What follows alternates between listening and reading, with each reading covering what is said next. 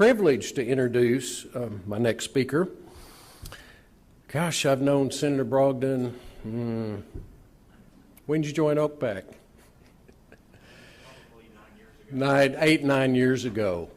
Described by Charlie Meadows often as the conscience, moral conscience of the Oklahoma State Senate. He is actually known nationwide due to his appearances on several primetime or different nationwide broadcast radio and occasionally TV.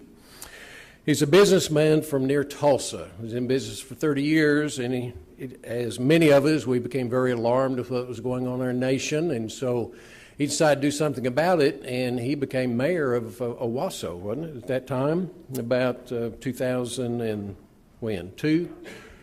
2000. And then he wanted to do something more about it, so he decided to run for the Oklahoma State Senate in 2002, and we are glad he did. Randy ran for governor in this state, and he got about double what the polls showed he might get, but he came up 4% shy of a runoff for the gubernatorial election here in the state of Oklahoma. He's recently this year founded Freedom's Role Institute, a nonprofit, and he's working on educating the voters of Oklahoma regarding, 11 questions on the state ballot, rather confusing, so he's using his time to do that. His hobbies including running, golfing, and such as that, but he's really in the freedom fight. Welcome our dear friend, Senator Randy Brogdon.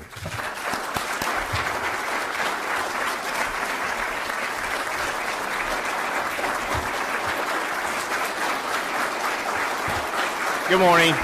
Thank you very much.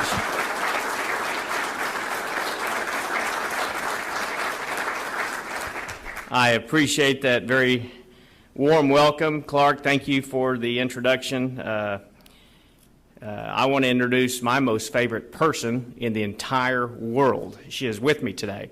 I'd like to introduce you to my high school sweetheart and my bride of 38 years. Donna, would you please stand?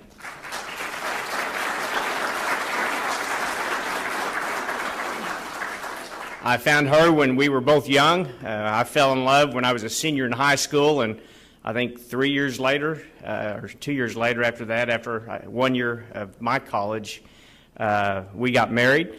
We started a family shortly after that. We have successfully raised two little boys, which are about 20 months apart, into two fine young men. I have one daughter-in-law, and I'm a wannabe grandpa, and I don't have any of those yet, but I have truly been blessed with my family.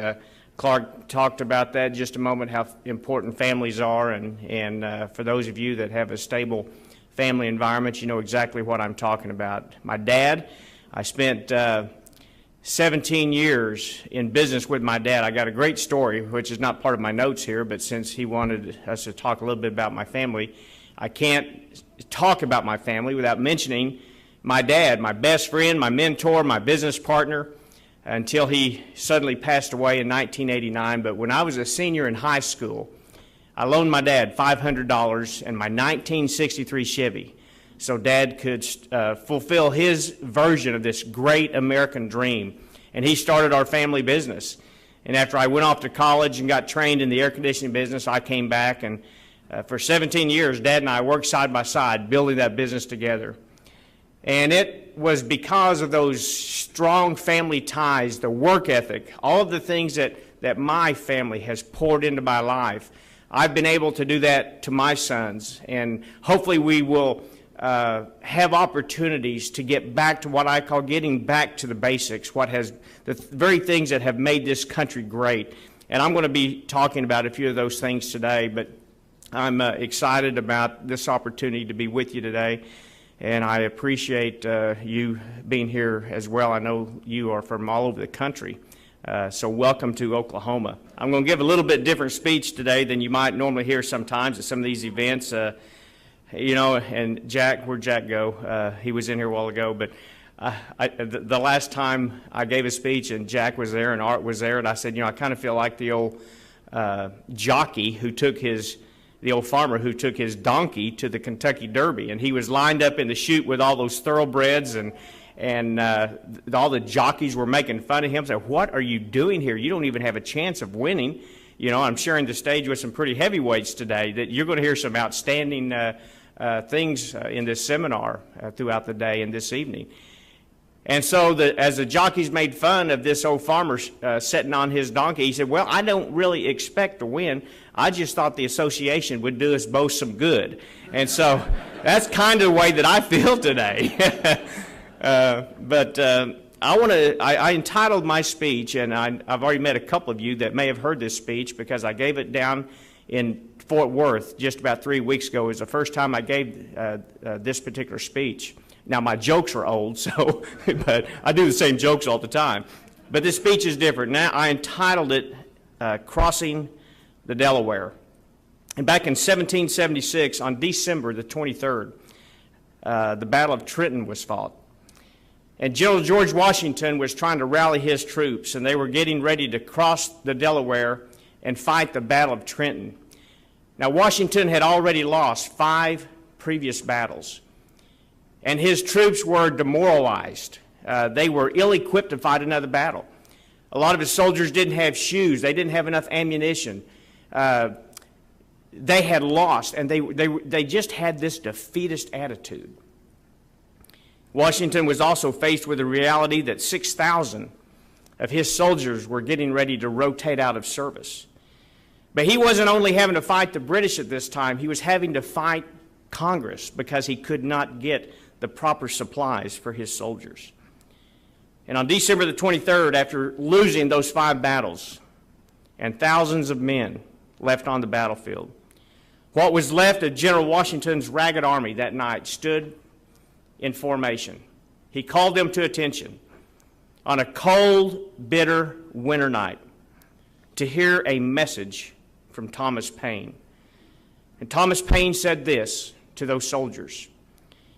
He said, "The summer soldier and the sunshine patriot," in other words, the part-timers, those who are not really invested, those who are not willing to go the extra mile, he said, "they will shrink from the service of their country.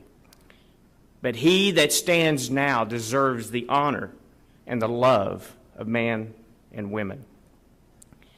The soldiers that night, cold, hungry, discouraged, homesick, they got a new revelation that night of what their mission was.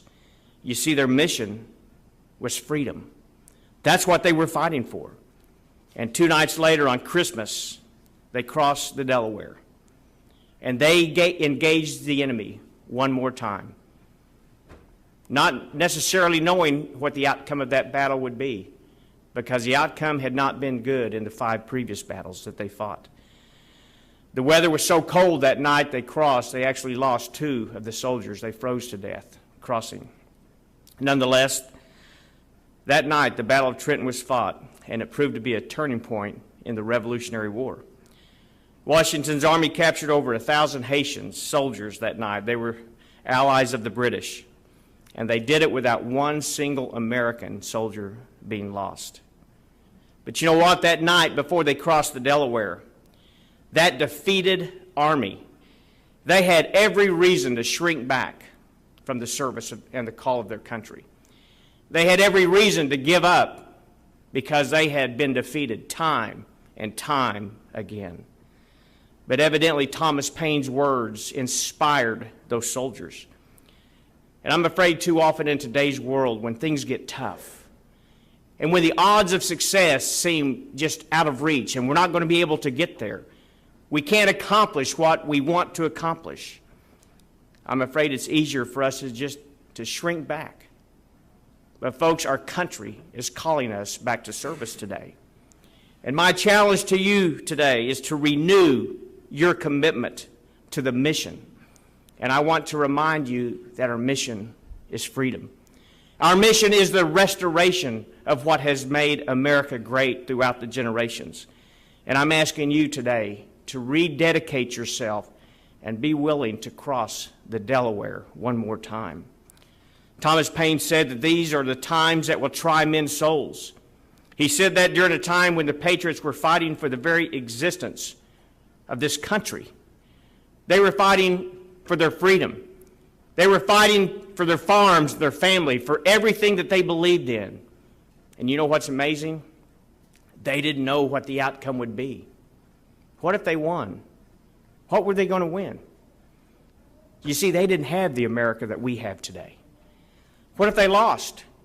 What are they truly going to lose? They didn't really know. But those men were engaged in protecting and promoting freedom.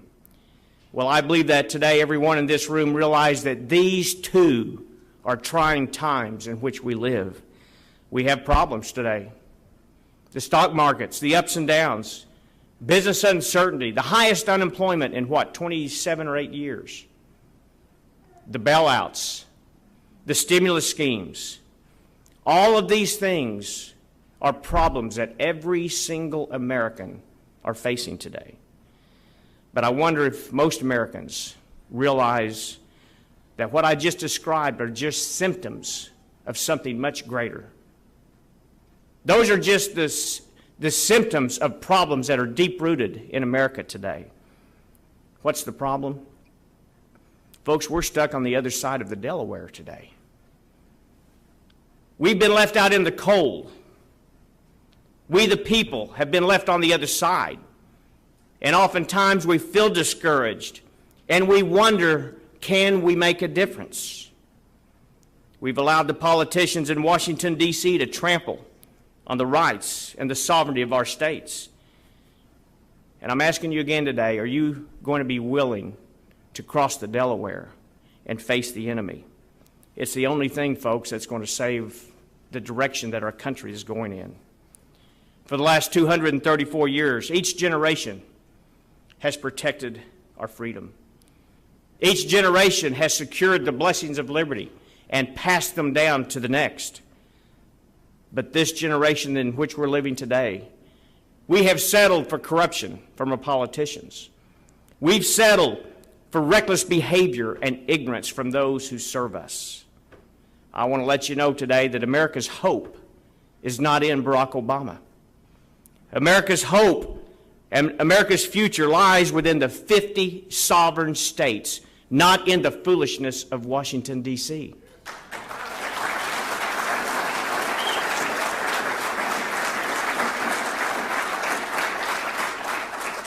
I believe that when governors around this nation begin to realize their responsibility, when they begin to understand what their authority is to protect the citizens of their states, to stand with the people and guard against an overreaching and an overbearing and an even tyrannical federal government, when our governors and our attorney generals around this nation get a clear vision of that, folks, we will have an opportunity to solve America's problems. See if this sounds familiar to you. It's been said that money dominates all aspects of life. Elections were held and decided by vast campaign contributions. Elected officials and senators were controlled by vested interest groups. Corporate and personal greed has reached shocking levels. Despite immense wealth, the Senate was unable to develop economic policies to prevent financial crisis. Despite military might, the Senate proved unable to deal with rogue states on its borders, to protect the citizens against terrorism at home. And ordinary citizens feel powerless to effect change in their political system. Sounds like America, doesn't it? But you know what? That wasn't written about America. That was written about Rome just before the fall of the great Roman Empire. And as the saying goes, if we don't learn from history, it's bound to repeat itself. Well, rather than repeat our failures time and time and time again, I've got a better idea. Let's ensure our success. Let's secure the blessings of liberty that was handed to us. Folks, it's our turn. It is our time to pass freedom down. I can tell you, after serving the last 8 years in the Oklahoma State Senate, a remarkable experience, one I'll never forget. But I can tell you the battle lines have been drawn between